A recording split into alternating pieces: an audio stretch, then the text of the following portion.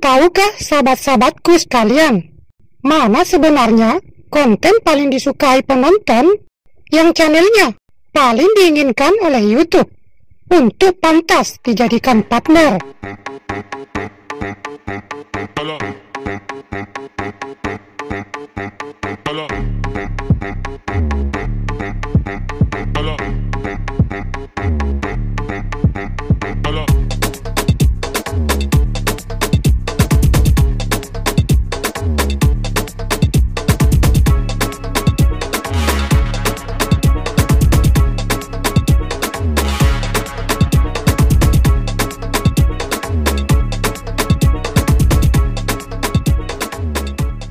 Sahabat-sahabatku, mungkin banyak yang kebingungan milih konten asli, tapi memikirkan banyak yang sama temanya. Misalnya, konten jalan-jalan atau konten keseharian, atau ingin memilih konten bukan asli atau bajakan, tapi memikirkan juga bagaimana caranya agar tidak terkena klaim hak cipta. Kita akan lanjutkan setelah perkenalan dulu dengan sahabat-sahabat kita tercinta. Ade Hardi. Suaranya yang khas dipadu dengan keahliannya bermain akustik. Benar-benar mantap. Kupu-kupu kertas, titip rindu buat ayah, dibawakan dengan sangat sempurna. Lagu-lagu dari Iwan Fals, Ungu, Deloitte, lagu Malaysia, lagu Barat, dan masih banyak lagi lagu-lagu yang telah di-cover dengan sangat baik oleh sahabat kita ini. Penasaran dengan olah vokalnya? Yuk rame-rame kita berkunjung ke channelnya. Apa kabar juga Kamandanu Vlog? Adu kuat dengan Babon Super. Duel sengit e-sport andalan. Ada juga rekor belut monster seberat 1,5 kg. Wah, belutnya besar banget ini bang. Luar biasa sahabat kita ini. Mancing belut bareng sahabat memang sangat mengasihkan. Sensasi tarikannya nantang, bikin penasaran. Ayo berkunjung ke channelnya, menyaksikan keseruannya. Ada juga Fendi Koswara. Keseharian Bu Mil hingga melahirkan si bayi, ngasih makan, dan bermain asik dengan si Dede. Ada juga loh tutorial mandiin bayi usia 2 bulan. Review barang-barang yang cocok untuk kebutuhan si bayi. Dan banyak lagi aktivitas keseharian dan keseruan siap disuguhkan untuk sahabat sekalian. Mampir yuk ke channelnya, kita jalin silaturahmi. Menjadi YouTuber memang tidak ditentukan apa jenis kontennya, tapi harus difahami juga bahwa menjadi YouTuber itu bukanlah sedang menguji peruntungan. Karena yang diinginkan oleh YouTube adalah kreativitas kita tentang bagaimana menarik penonton sebanyak mungkin. Maka sangat penting untuk kita pahami hal-hal apa saja yang berpengaruh dalam konten kita untuk menarik penonton. Pertama, tema video, yakni tentang video kita yang membahas atau menceritakan tentang apa. Kedua, editan. Editan itu menyesuaikan alur video, membuang yang tidak penting, menempatkan adegan ini cocok di menit awal, tengah atau akhir. Ketiga, efek. Ini masih bagian dari editan. Efek ini sangat membantu memberi daya tarik video. Kira-kira efek yang bagaimana yang cocok dengan video kita. Selanjutnya, gambar, ucapan, tulisan. Kira-kira gambar apa, atau kata-kata apa yang cocok diucapkan atau dituliskan yang menarik dan disukai penonton. Konten yang sebenarnya digemari oleh penonton adalah konten asli. Mengapa? Karena penonton itu cepat bosan. Jika mereka sudah menonton satu video di channel satu, kemudian menontonnya lagi di channel lain, maka itu akan membuatnya bosan. Disinilah kita belajar menyesuaikan dan mengolah konten. Yang lebih dulu harus kita pikirkan bukanlah kontennya, tapi minat penontonnya.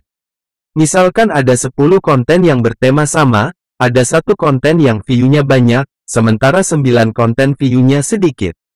Ternyata yang banyak view-nya itu memiliki beberapa hal berbeda dalam kontennya, yang menjadi keistimewaan dibanding 9 konten yang lainnya.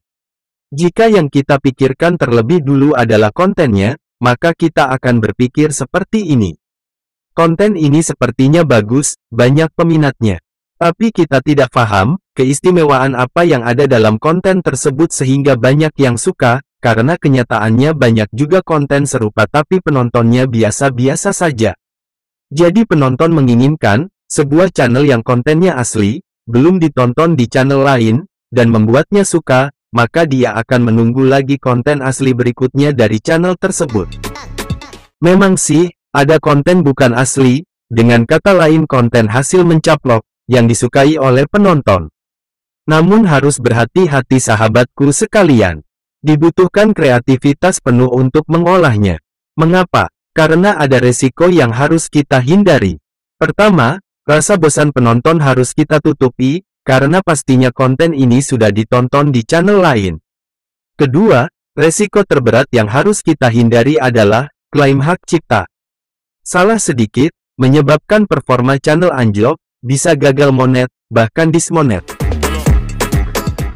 Kalau aku sih, lebih memilih konten asli. Meski biasa-biasa saja, apa adanya. Tapi disitulah hal tersebut mengajak dan mendorong saya. Bagaimana caranya? Konten biasa-biasa, banyak yang sama temanya, tapi berbeda dengan yang lainnya. Konten biasa-biasa, tapi menarik untuk ditonton. Nah, disinilah kita dituntut. Tentang apa tujuan kita? Apakah ingin benar-benar menjadi kreator, atau sekedar menguji peruntungan? Jika tujuan kita menguji peruntungan, maka kita semata-mata memikirkan hasil, dan sangat sedikit memikirkan tentang proses. Tapi jika tujuan kita benar-benar ingin menjadi kreator yang benar, maka yang kita pikirkan adalah 3B. Belajar, berkarya, berjaya. Mengapa YouTube menginginkan kreatornya harus kreatif? Pertama, karena itulah kreator sebenarnya. Meski kontennya biasa-biasa, tapi mampu mengolahnya menjadi tontonan yang disukai oleh banyak penonton. Kedua, pengiklan lebih suka jika produknya dipasang pada konten yang istimewa tentunya. Semua konten bisa dipasangi iklan, namun ada yang harus kita pahami di sini sahabat sekalian, bahwa iklan itu tarifnya berbeda-beda. Ada iklan tarifnya mahal, ada juga tarifnya biasa-biasa saja. Makanya channel yang sudah monet itu, meski subscribernya sama, jumlah view-nya dan jumlah iklan yang tampil sama, tapi penghasilannya berbeda. Nah, bertambah lagi wawasan kita di sini. Sayangnya, ada salah satu tutor senior kita yang tidak menganjurkan pemula untuk kreatif. Dalam kontennya itu, dia mengatakan, apapun adegan kamu dalam video, upload saja. Tidak usah ada edit ini atau edit itu. Jujur ya, ini pembodohan menurut saya. Padahal dia sendiri berusaha untuk kreatif, menempatkan adegan dan kata-kata yang cocok di menit pertama, di menit selanjutnya, dan berikutnya. Konten original atau konten asli itu sangat bagus.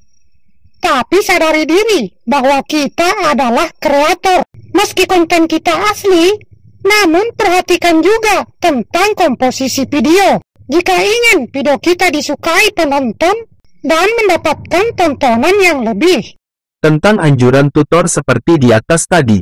Hati-hati, jangan lihat channelnya, tapi lihat kata-katanya. Jika kamu melihat channelnya, maka kamu akan mudah terpancing, merasa semangat, merasa diangkat, tapi tidak sadar, sebenarnya pikiran kamu diarahkan kemana. Meski kamu orang biasa-biasa, konten kamu pun biasa-biasa, buktikan bahwa kamu berbeda dari yang lain. sehingga kontenmu layak mendapat view yang lebih. Dan YouTube menganggap channelmu layak dijadikan partner.